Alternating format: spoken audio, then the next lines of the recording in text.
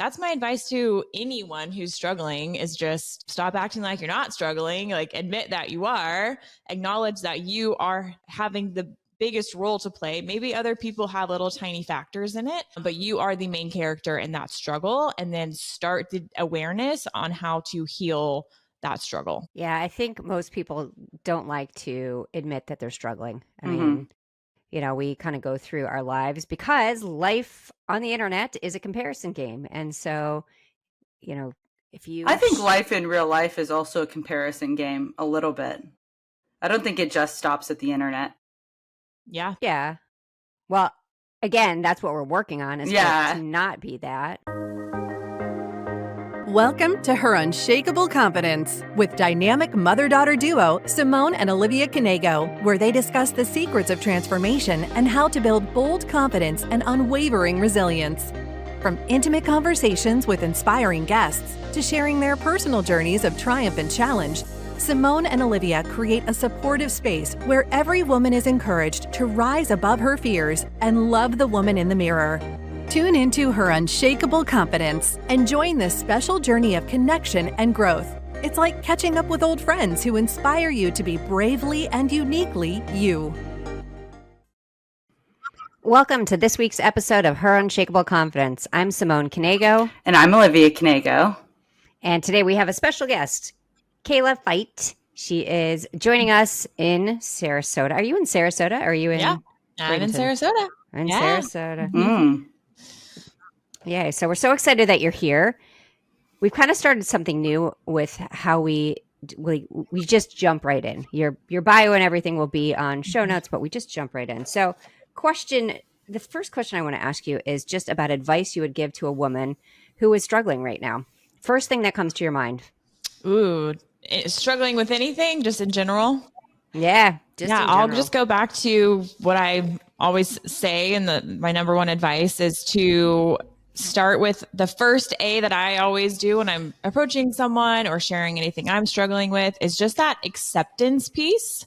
So I think if you're struggling, you have to just accept that you're struggling and stop trying to fake it or stop trying to do everything on your own or take on a bunch of things. I just think offloading so much and just really staring your reality in the face and accepting, okay, I am struggling in this area, whether it be relational or financial or emotional, spiritual, whatever. It's usually down to one of those 5 things. But I would say start with accepting where you are and stop trying to act like you're not there and just accept reality. And then the second piece, I love this question because it's like diving right into everything that I talk about. The second piece would be to look at what you just accepted and then look at the role that you are playing in that.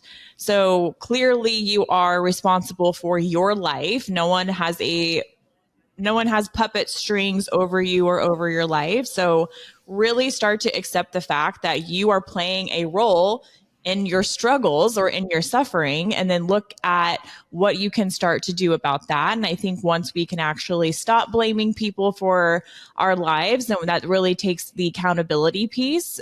So it's accept, and then it's acknowledge, and then start the daily awareness, start to build the habits, start to heal the trauma, start to know your wounds around that piece of where you're struggling. So that's my advice to anyone who's struggling is just stop acting like you're not struggling. Like admit that you are, acknowledge that you are having the biggest role to play. Maybe other people have little tiny factors in it, but you are the main character in that struggle. And then start the awareness on how to heal that struggle. Yeah, I think most people don't like to admit that they're struggling. I mean, we kind of go through our lives because life on the internet is a comparison game. And so, I think life in real life is also a comparison game a little bit. I don't think it just stops at the internet. Yeah. Yeah. Well, again, that's what we're working on is to not be that. Yeah. I mean, I've witnessed it with someone who didn't have social media or anything at all. It's like, no matter if social media or internet was available, everyone's going to struggle. But yeah, whenever you like, I just have seen it so many times with people and even myself. It's like I tried to portray this perfect picture that nothing was wrong with my life for so long. And I got so burnt out. And just really when I finally admitted that, like, okay, my life is not perfect. Although I'm trying to make it seem as such, it is not. And that's whenever I felt so much weight come off. There's a little bit of shame and guilt and regret you have to work through in the beginning. It's not an overnight, like, okay, I'm completely better now. For me personally, I had to work through a lot of shame and guilt with, just even admitting that you have made mistakes or that, hey, like, I know I've been saying this over here, but really over here is what's going on actually in the background. So that had a lot to do with that relationship I was in. But whenever I started therapy and I just really broke down the walls of my own life, and that was the first, obviously, piece to accepting I needed help, then that's when my life started to change. So can we talk about that relationship a little bit? I know that we were just talking about this before, that you were on a friend's podcast, or you co-hosted a podcast with your friend, that you basically kind of broke down the whole relationship and what had happened. Mm-hmm. And as you mentioned, like, it went viral for, people were so interested. And I think because we don't talk about those things so often. So when you do, people listen. People are like, this is what's happening to me. How is she getting out of it? What is she doing? And this is why I want to listen. Yeah, absolutely. I think why it did it was because so many people could relate to it. Truly, I had so many women reach out to me, either saying, I'm in this right now. You've helped me. You've made me even you've opened my eyes to see that I'm actually in a toxic relationship. I'm going to do something about it. I had someone tell me they packed up their stuff and moved across the country to escape their relationship. Wow. Yeah, I had a lot of messages about that. And speaking on confidence with that, I mean, it's very rare that I don't know a woman that hasn't been in a toxic relationship. I don't know if it's like some ritual we got to go through to really step into our worth and our power. But I think the reason why people, well, mainly women, get into toxic relationships is that lack of confidence, lack of self-worth, maybe being naive, don't know who they are, don't have their identity. They're looking for someone to save them. But truly, I think it all breaks down to like a self-worth issue. I don't personally believe that anyone that has true confidence or self-worth could even let that happen in their life. And I can just clearly see it looking back at my life, the point in which I was at a very, very low spot in my life. And some reasons narcissists love to just scoop you up out of that vulnerable place that you're in and take you under their wing and try to control you. And that's what happened to me. So if women could just, stop relying on a man to save them and actually do the healing work on themselves, you can completely prevent that situation. Or if you currently are in one, like my situation was like, I was in it and I did the healing work, and then my eyes were open to everything that was going on, and I was able to leave and get out of it. Thank goodness. So it's either prevent it or help you get out of it or help you recover from one that you were in. Yeah, when I was in high school, I had an abusive boyfriend, and I didn't really think about self-worth. I wasn't taught self-respect, which is a huge thing, right? I think we need to teach our children self-respect. That's the most important person you need to respect is yourself. But at first he seemed like the nicest guy. So it was kind of like when I already had like significant feelings is when it started going south. And then I was like, okay, well, what do I do with this? And I stayed around for a long time. And looking back, it was something that affected me for years because I didn't address it, right? I just kind of stuffed it down and didn't acknowledge it and just said, I mean, my husband knew about it, my kids knew about it, but I didn't really talk about it openly. But again, what I've realized, I think everybody does things differently. But for me, part of that journey to acceptance was actually really talking about it and just saying, here, there should not be shame associated with it because, this is just a horrible situation and no woman should ever have to go through that. One of the lines I really like in your bio is that you say you had to reparent yourself. And I know you mentioned earlier you have a kid, a 1-year-old. So exciting. How has the reparenting yourself crossed over into parenting? Oh my gosh. Oh, I love that question. If I would have had a baby before I reparented myself, it would be a totally different story on how I was raising this child. I started to reparent myself when I was 30, and that basically looked like giving myself all the emotional tools and knowledge that my parents did not give us, which I love that you guys are doing this together, by the way. I think it's so awesome. And had I known what you at this age, I probably would have been a lot farther in my life. But yeah, that's again taking the responsibility of like, I don't have these tools. I was not taught these tools. I am going to have to take it upon myself to learn them. So that's what I've been doing the last 4 or 5 years, is just really giving myself the emotional tools. I was very blessed growing up, having all my physical needs met. We had clothes, food, shelter, vacations, cars, all the things. But when you are out of your parents' house, you are in adult life, you are experiencing real life, you need emotional tools in order to navigate life and everything that comes with it.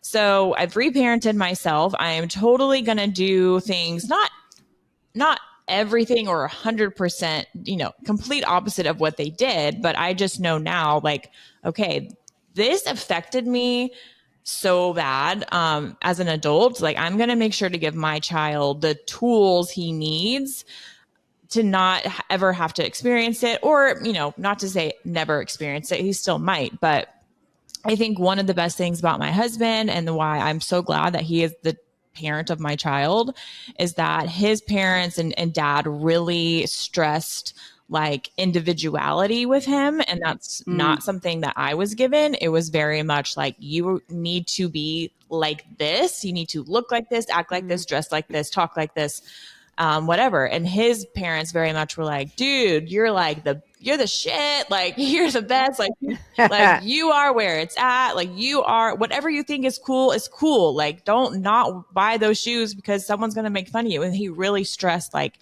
if you think it's cool, it's cool. And so I've had to learn a lot from Tyler of just like, I'm an individual and I have my own like creativity and my authenticity. And like, I am one of one, basically. And so I really think we're going to be really good at just, encouraging Tyson not only to express his emotions, express his feelings, not put him in such a box or a pigeonhole. And again, just encourage him to be like emotional and share his feelings, and in both negative and positive ways. And again, I've learned all that through therapy, my own healing journey, and then also like being with Tyler has helped me a lot. So that's how we're doing things different. I wonder, like, when I think about it, how different kids will be moving forward. Because when I look at my parents, the way they were parented was, you don't tell anybody about any struggle. You just follow the road. You do it a certain way. And, they grew up, they were born in the 1930s, right? I mean, completely different time. And so when I was a kid, it was always like, well, what will other people think? And trust me, I had great parents. I mean, my mom is still alive. She's wonderful. But it was a completely different mindset. And for me, what I love to say to the kids is, who cares what anybody else thinks? Like, do your thing. You have to be happy. Work hard. I mean, but choose things that you love to do. And it's okay to change your mind. All these different things where, for me, when I was younger, that was not, it was like, you got to follow this path. You're going to be an accountant, a lawyer, or a doctor. And I failed out of organic chemistry, so I couldn't go to medical school. Therefore, I had to become an accountant. So that's kind of what I did. But I think that I'm curious what your thoughts are. Like, my youngest kid is 17 now. So, but parents that you hang out with, do they have a very similar mindset to you? Or are they more like, we have to do things a specific way? The baby has to lie on his back. The baby has to lie on his stomach. Like, what's your take from other parents? A couple of things on that is, there's many downfalls of social media and everything being so out there. But I do think a positive is it is more mainstream now to talk about therapy. I'm in therapy. Like therapy is actually really cool these days, apparently. Yep. Obviously not everywhere. It's still probably a little bit taboo. But I think my algorithm's probably very much like, show me all the healing and therapy. So there's that. So I think that's cool because definitely that wasn't a thing back in the day. And actually it's really cool that my grandmother, who is my mom's mom, my mother passed away. And so my grandma lives down the street actually, and she's actually watching Tyson right now as I do this. But what's cool is that she's just openly said, and she's like the most transparent person you'll ever meet, but she has said like, I didn't know all the things I know now when I was raising my kids. And she's so self-aware now, but obviously if she could go back, she would probably do it differently. And she will openly say like, it's just not how it was back then. And I know so much now, like she's almost 84 and she's like, I just wish I could have known what I know now back then to raise my kids different.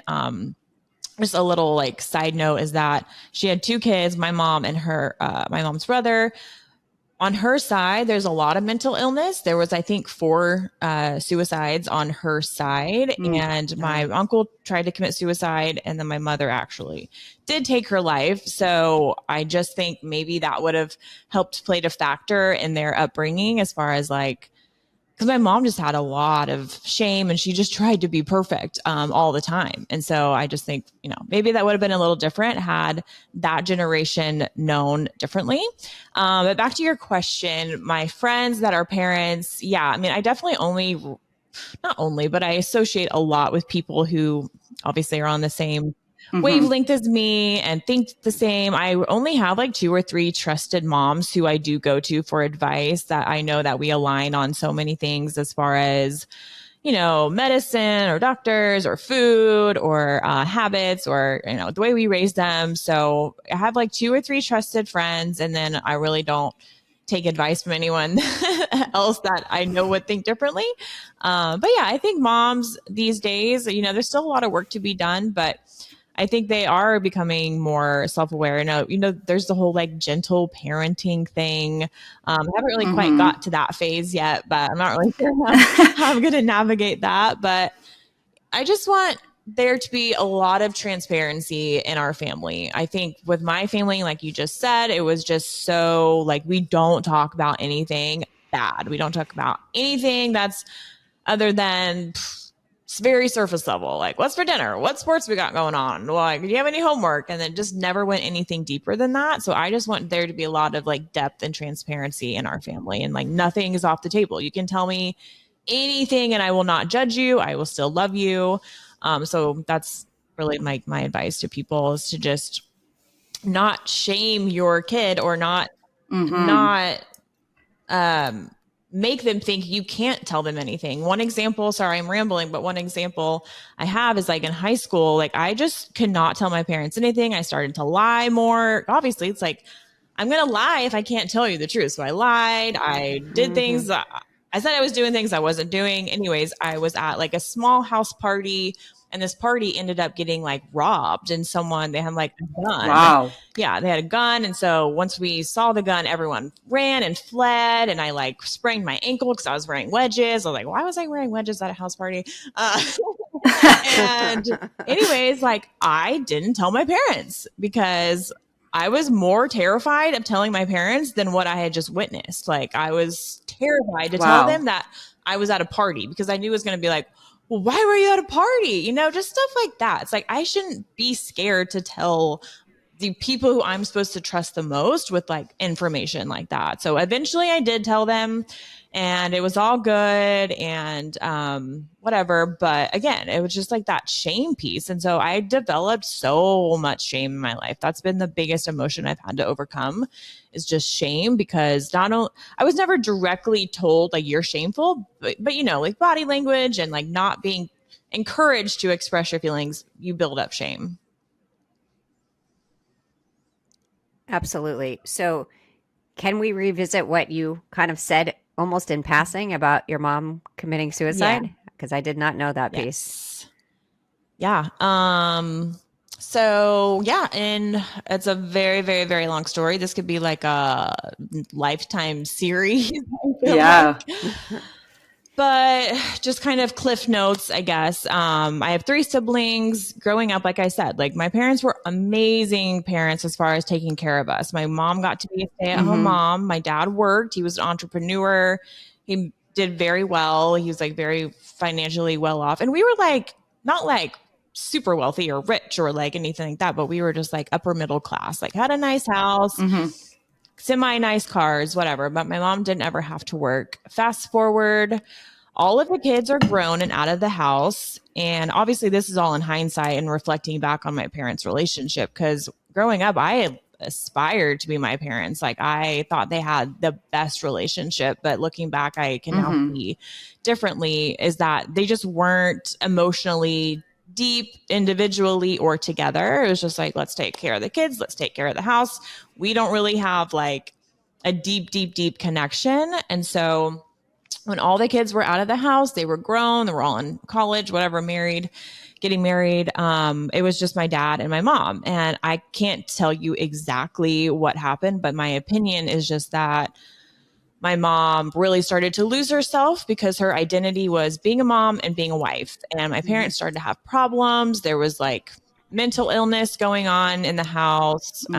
Just a lot of dark stuff for a couple years. My dad ended up getting like severely mentally ill. Then my mom got mentally ill, which to me personally, side note, I just think it was a lot of unresolved trauma that never got dealt with. And so I think over time for years, this went on for like a year and a half, 2 years, when my mom she just didn't have an identity other than, well, my kids don't need me anymore. My husband is like mentally ill and saying he wants a divorce and all this. I just think she was like, there's nothing else for me in this life other than this, and it's gone. So she just got very depressed, physical anxiety, was constantly like, just had so much physical symptoms. She would like rub her neck all the time like this, like, yeah. So for a couple of years, it was just like, we didn't know what the heck was going on in our family. It was the weird, like we went from this perfect, everyone wanted to come over to our house. Like we had so much fun. We had a pool. It was just like the best upbringing. And then to like, no one came over. The house was empty, dark, very cold. My parents were like so sick. They would stay in their rooms. They were depressed. And then my mother, she just multiple times she would leave the house without her phone. And we would always kind of be like, well, she's not really great mentally. Like, I know I had to have the cops called on her multiple times. And then one day it was June 21st, 2015, which happened to be Father's Day. She left the house and we kind of just didn't think anything of it because she'd always come back like a puppy and be like, well, she's gone, but she'll come back. She left her phone at the house.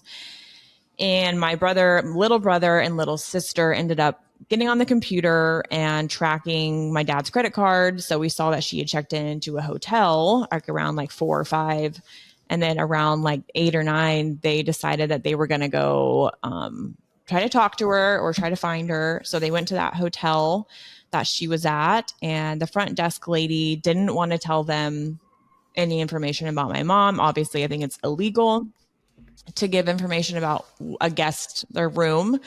And they basically had to beg and plead with her and just say, listen, my mom is suicidal.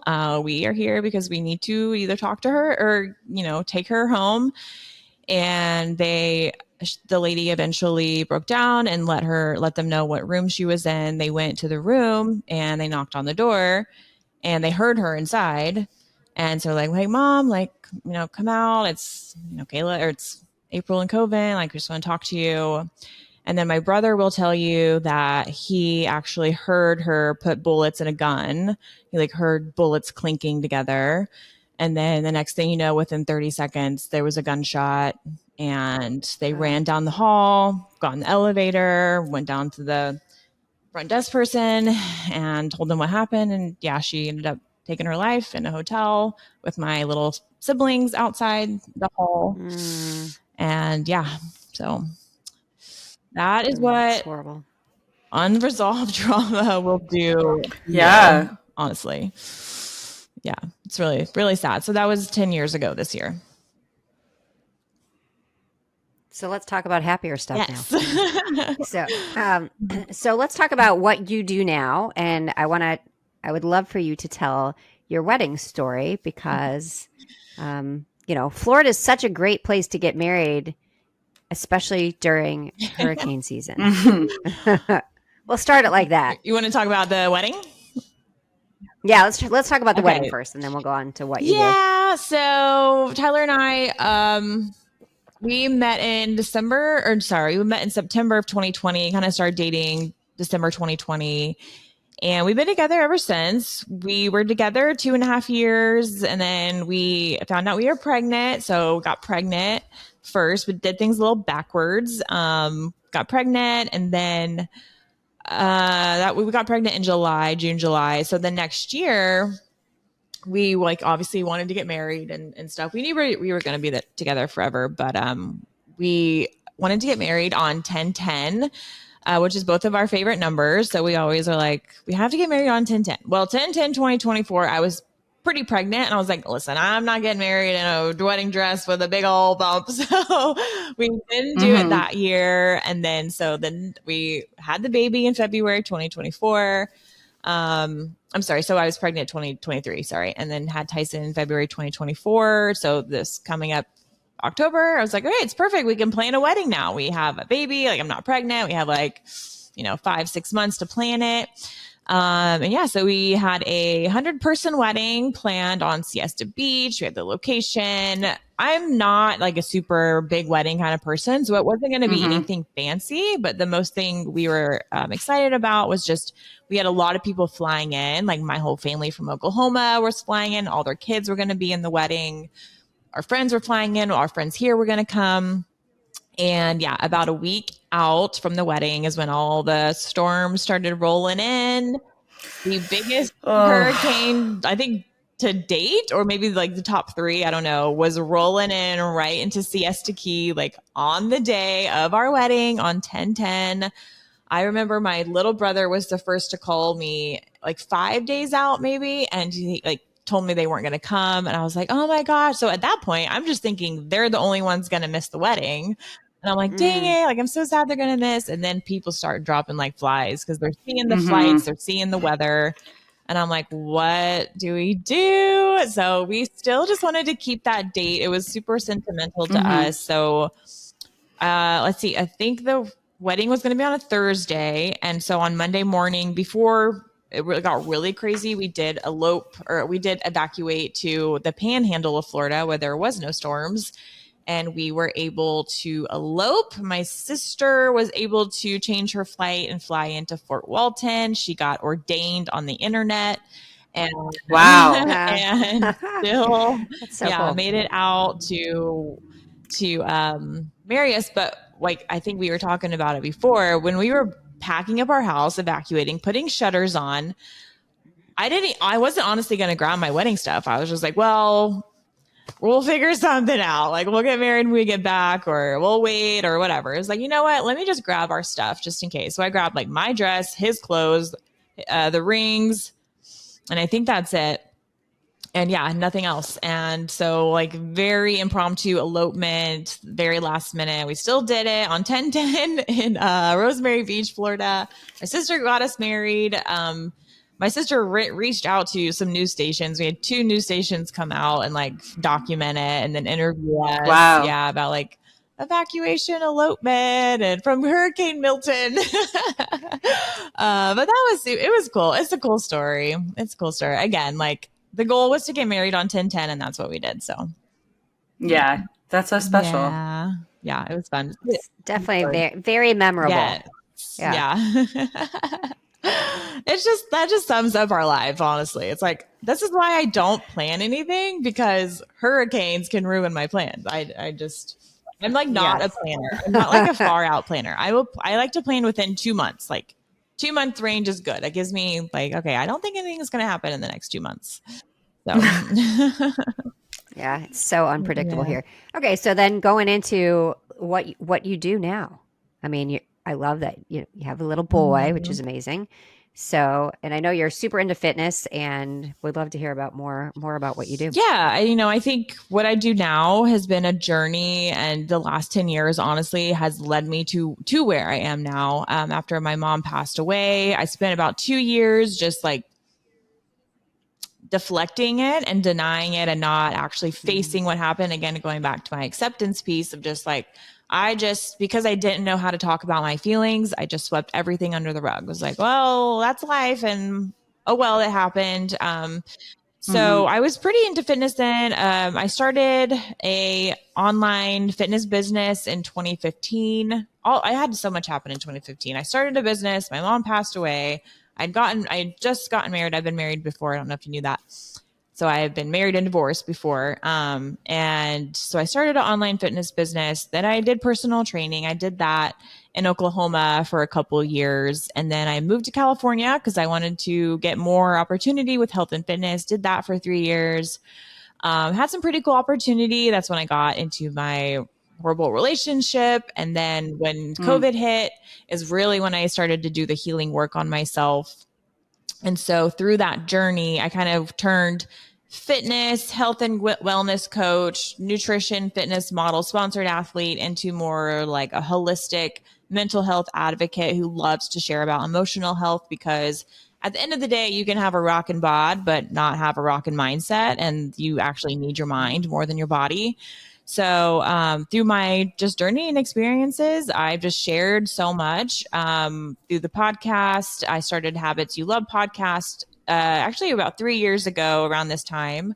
So right now I just do the podcast and I just raise my child. And I think it's all just like a full circle moment. And just he really inspires me because he just keeps me working on myself, which in turn I can share more to the world. And at this point in my life, I am kind of over like coaching people. I want to have a more laissez-faire approach and just have the podcast, write books. Simone, like I need to catch up with you.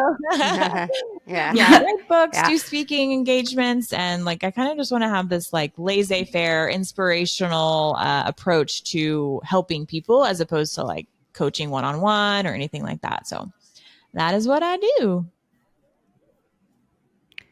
I love that. And so the podcast that you have now, I mean, I want to go back first to something that you said, because, you know, we talk about fitness so often and getting yourself in shape, but I do believe the mental fitness part is such a huge part of anything we do. Like if we're not good with ourselves, then it doesn't matter looking in the mirror, right? It's really about reflecting on the things that you've gone through, what you've struggled with, you know, what your achievements are, like kind of owning all of that. And Liv, I look at you and I think, okay, you have not had to deal with, I mean, any of those kinds of crazy things. You have a great boyfriend, you have, you know, family that says like, do whatever you want, do all the things, like we'll support you, you know? I mean, is that like do you sometimes think like, wait, I need some drama, I need some, you know? No, do you think I think that it just shows that regardless of everything I have, I still struggle. I mean, I think one of my biggest struggles that I've actually been working really on this week is how people perceive me, and just realizing A, it's not usually they don't even care, and B, why does it matter?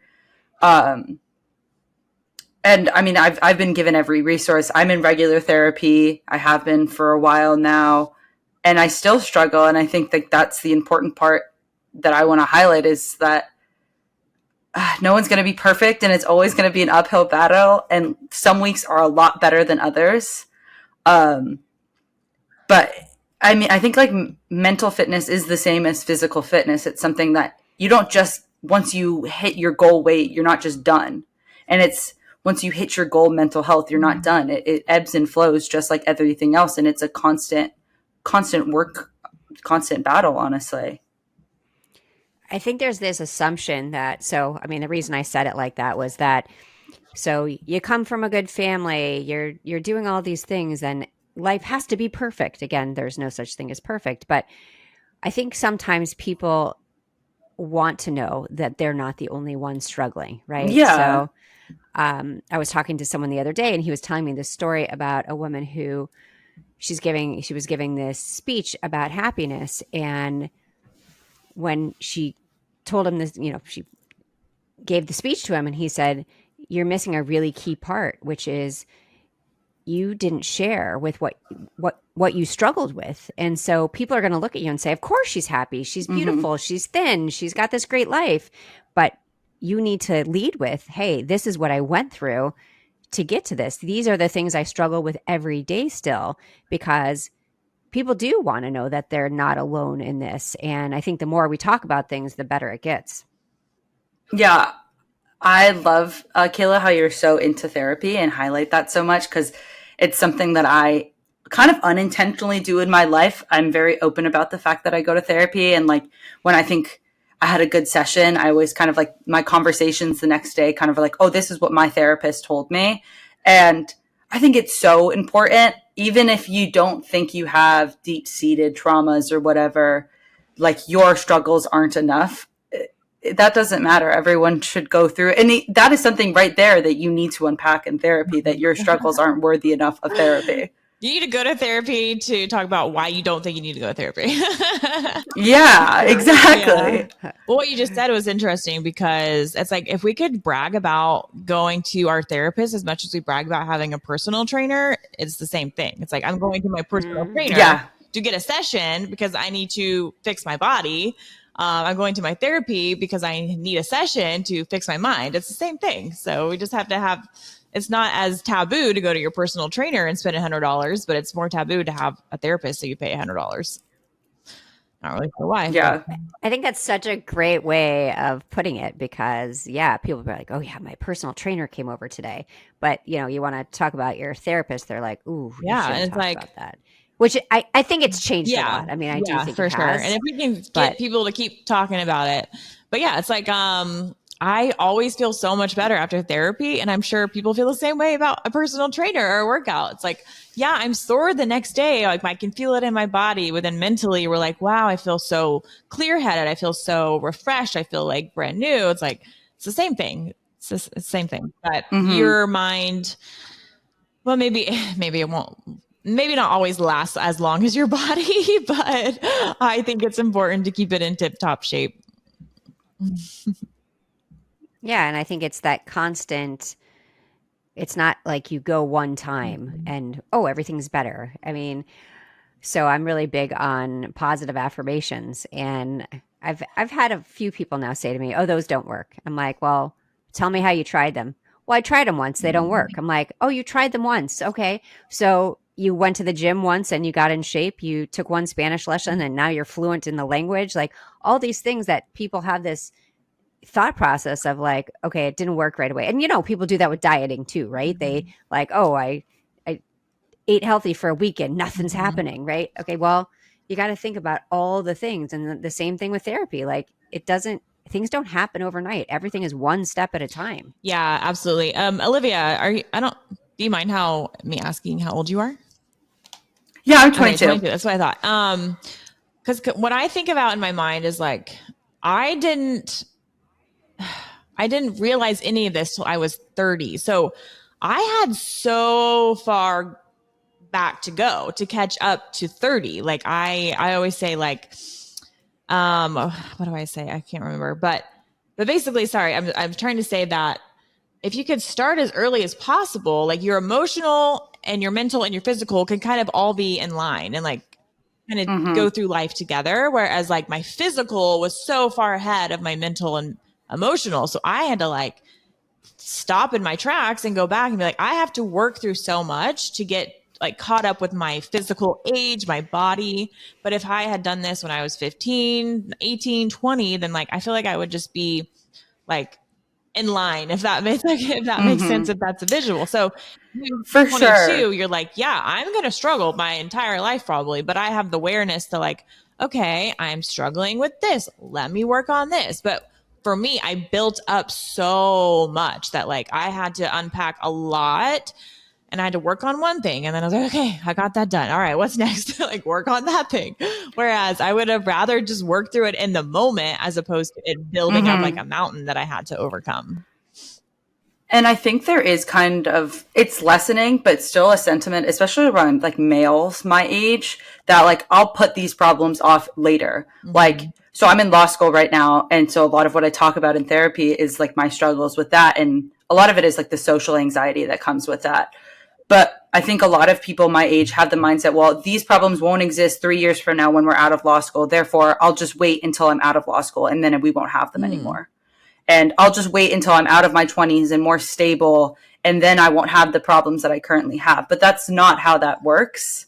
Yeah, you're just building up. You're probably going to have those problems and different ones. You're just building up 3 years of work that you're going to have to unpack later. Yeah.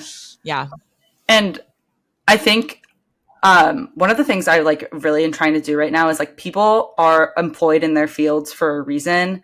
And you should like pay the people that have been doing the training to like help you in these fields, whether that's, you know, a personal trainer or like going to a doctor instead of like using Google. And part of that is also going to therapy instead of, oh, I don't need to talk about it. Or like you get drunk once every month and just like have a breakdown instead. Cause I think that's what a lot of people my age do. Like, unfortunately so. Yeah. They like, is that you just bottle it all up. They unleash it whenever they feel vulnerable in that moment where their emotions are, you know, they're more vulnerable when you're drunk and you're willing to say whatever. And then when you're drunk, you're like, well, I don't know, just kidding about that. No, that's not legit. Yeah. And I think people my age really try to, especially if you like, I was raised an open book. I'm one of the most open people I know. I'll talk about anything, everything. It does not matter to me. And if you weren't raised like that, or you don't necessarily have the confidence to do that, you wouldn't even think of starting to talk to someone about it. And I think therapy is the best way to do that, because I always thought of it as someone that actually wants to listen to your problems versus just venting your friends, and someone that has like an unbiased perspective and can actually like call you on your shit. Absolutely. Yep. And it's become so much more accessible now. I just love therapy. I could rant about it for hours. I do too. Yeah. I mean, I just got like, for my sessions, they're $20 a session now because of insurance. And even if you don't have insurance, like BetterHelp is out there. There are so many more accessible resources that I truly think like every listener should be in therapy. Yeah, absolutely. I think just talking about off of your chest, because like my therapist, she'd be like, you look like a different person than when you walked in. Like your countenance, your eyes were black when you walked in, you were pale, and now you're glowing when you leave. Like just getting it out of your body is so important. So important. And we're so used to stuffing things down, right? I mean, but Olivia, I want to bring up a point to you before, because I know we're getting close on time, but you, what you said a couple weeks ago when we were talking about self-care, and you're like, I'm going to wait. I'm not doing anything for myself right now. I'm like saving it for spring break. Yeah. And then I had a breakdown. Okay.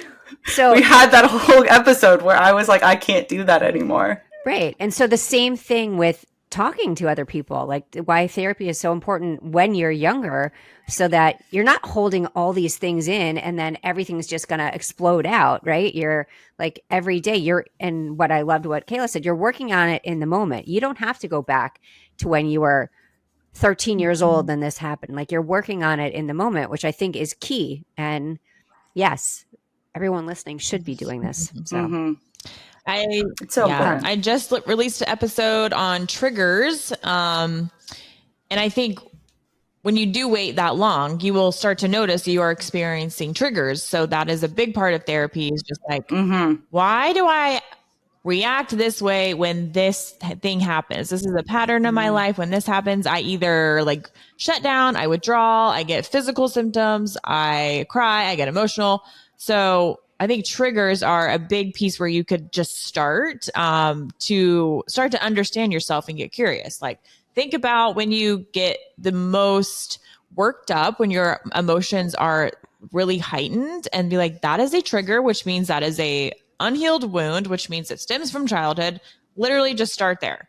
There's three triggers that I went through. One was criticism, rejection, and control. So I'll do the rejection example of like, if you freak out because someone's not texting you back right away, that's a form of abandonment. Like you think you're being abandoned. So, okay, where did this come from? Did I feel abandoned growing up? Was there inconsistency in my childhood? Was there like one parent here all the time and then they were gone? And then, so it's like the symptom, the trigger, think about how you feel about it, the root cause, and then you start to take the healing action to that. And that's basically aligned with acceptance, acknowledgement, and awareness. So I think that's a good place to start, is just like recognize the next time that you have very heightened emotions and recognize what just happened.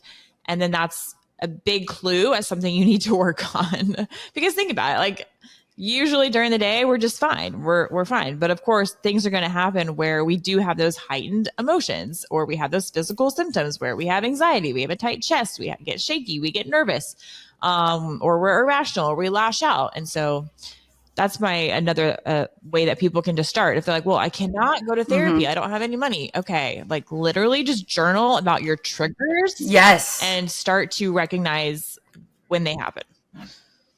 Yeah. Keep track of your emotions. I think it's really important. Okay, we're running out of time, so I'll ask my final question, which is, what's the best advice a woman in your life has ever given you? Ooh.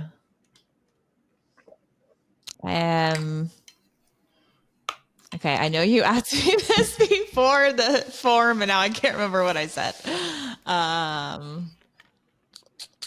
can't remember what I said. Should I look it up? It can be anything. Yeah, it can be anything. Well, I really don't. I don't know. I think just the best piece of advice I've just gotten is just like to be authentic, honestly. Like I've tried so hard to fit into other molds of what other people are doing, and it either works, but I feel horrible, or it doesn't work. So I think just discovering your true authentic self, what you are put on this earth to do, what your purpose is. You need to have your blinders on. You don't need to keep leeching on to what other people are doing just because it's working for them, because that's their purpose and maybe not yours. So really that authentic piece for me has been really, like, I feel like I'm really just starting to get it at 35.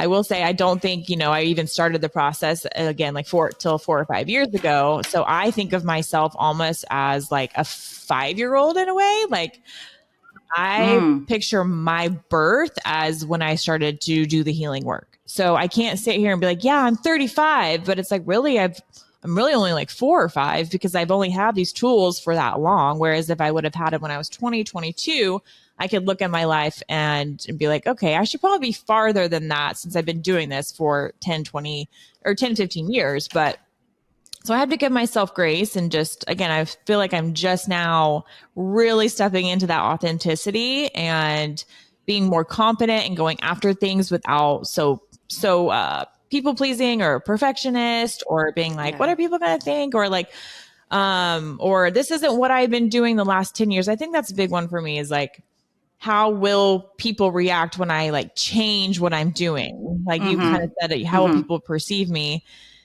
And it's like, well, Kayla's been doing that. What is she doing now? And it's like, I had this weird, like, what are they going to think? Like, but I just have to stay true to what I feel like is my path and my purpose. And that has all stemmed from being authentic and vulnerable and individual and knowing my own creativity. Because it doesn't matter what anybody else thinks. Okay, Liv, give me your calendar for the day. I didn't tell you this before that, but I bought her a calendar called the Unf Yourself calendar, and I got it for her 2 years ago. And so every time we do an episode, she reads from it, because a lot of times it aligns with what we're talking about. Ooh. Okay, now you may go. Okay. Now you may go. You are a self-generative phenomenon, a miracle of being. Remember, when you share love, that's what it is, an opportunity for you to express your love. You share it, and your ability to do so is limitless. Yeah. Oh, I love that. I like it. Yeah, it's a good calendar. It's always got That's good cool. stuff. I like that. It's like a little, that's like affirmation thing. Yeah, I like it a lot because it's not just like you are the best in the world. It's like, remember that you are amazing and stop putting yourself down all the time. Oh my God. Yeah. And half the time it swears at you, which is even better. Yeah. So. One last thing I want to say about, I kind of just touched on it, but you had said you're scared of how people will perceive you. I always think back, like, am I spending my day perceiving someone else? No.